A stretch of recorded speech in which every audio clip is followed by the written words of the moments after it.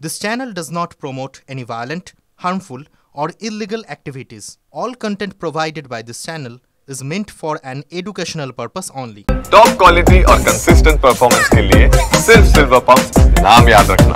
SSC দুর্নীতি supreme কোর্টের নির্দেশে 26,000 শিক্ষক শিক্ষিকা চাকরি বাতিল।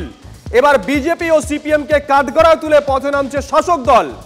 আগামীকাল কলেজ স্কোয়ার থেকে ধর্মতলা পর্যন্ত মিছিলের ডাক দিয়েছে টিএমসিপি। 11 এপ্রিল ব্লকে ব্লকে প্রতিবাদ মিছিলের ডাক দেওয়া হয়েছে। এই ষড়যন্ত্রের বিরুদ্ধে তৃণমূলের ছাত্র যুবদের একটি বিরাট মিছিলের নির্দেশ দিয়েছেন রাজ্য সভাপতি সুব্রত বক্সী এবং আগামী 9 এপ্রিল বিকেল 3টে থেকে আগামী 9 এপ্রিল বিকেল 3টে থেকে কলেজ স্কোয়ার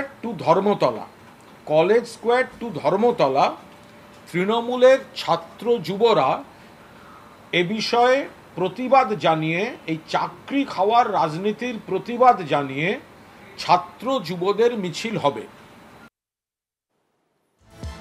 টেলিফোনে আমাদের সঙ্গে সরাসরি রয়েছেন বিজেপি নেতা জগন্নাথ চট্টোপাধ্যায়। জগন্নাথ বাবু, শুভজিৎ রয়েছে। আপনি তো শুনলেন কুণাল ঘোষ কি বললেন।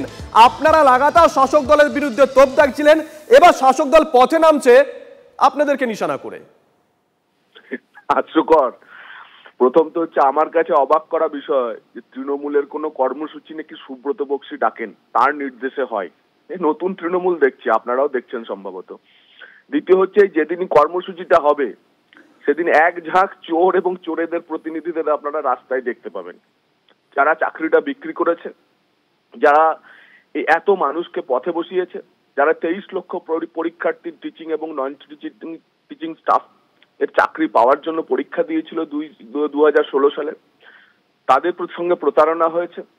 এবং যোগ্য অযোগ্যদের বাছাইয়ের কথা ছেড়ে দিন, আসলে তো প্রতারিত হয়েছে 23 লক্ষ পরীক্ষার্থী। এবং আর একটা জিনিস মনে রাখতে হবে, এরা কিন্তু টাকা তুলেছিল অজস্র লোকের কাছ থেকে, চাকরি তার সামান্য অংশকে দিতে পেরেছিল, বাকিদের টাকা এরা মেরে দিয়েছে। শুধুমাত্র সময়ের অপেক্ষা করুন। এবার এই যে চোরদের রাস্তায় সেদিন দেখা যাবে, যারা অ্যাকচুয়ালি চাকরি বিক্রি করেছিল, সেই চোরদের আম গাছে কাঁঠাল গাছে বেঁধে প্রতারিত প্রার্থীরা মোক্ষম ওষুধ দেবে। অপেক্ষা করুন, সেদিন বাংলায় আসছে। ধন্যবাদ। এবং ধন্যবাদ জগন্নাথ দা।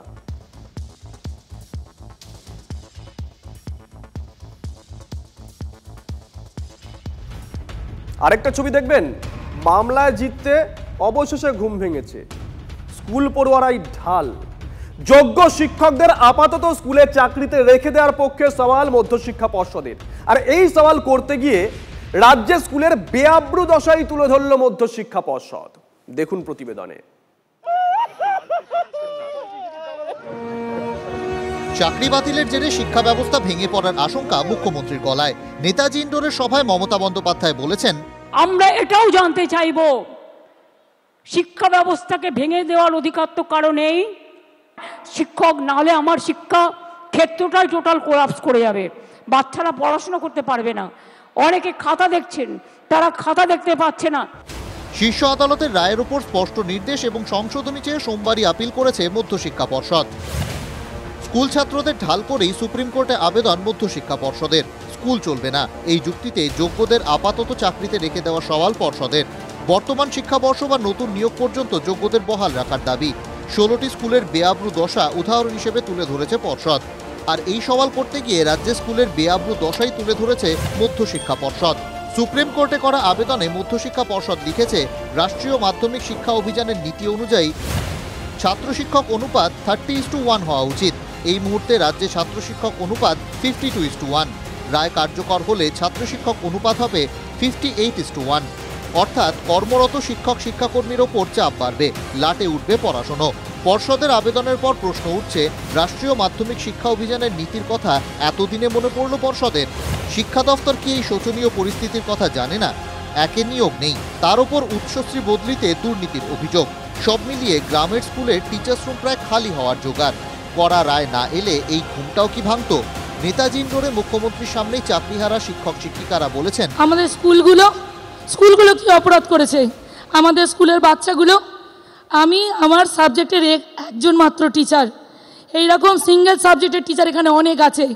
আজকে সেই স্টুডেন্টগুলোর কি হবে? পশ্চিমবঙ্গের এই 10 কোটির কাছাকাছি মানুষ, তাদের শিক্ষার, তাদের ভবিষ্যৎ প্রজন্ম, 10খানা প্রজন্মকে আপনি সম্পূর্ণভাবে বিকলাঙ্গ করে দিলেন, শিক্ষাগতভাবে আপনি বিকলাঙ্গ করে দিলেন মাননীয় মুখ্যমন্ত্রী। এই আবেদন মধ্যশিক্ষা পর্ষদ আগেও করেছিল, যখন মামলার শুনানি হচ্ছে তখন সুপ্রিম কোর্ট স্পষ্ট বলেছিলেন এইসব বাজে কথা বলে লাভ নেই, দুর্নীতি করে নিয়োগ করবে আর তারপরে বলবে অসুবিধা হচ্ছে।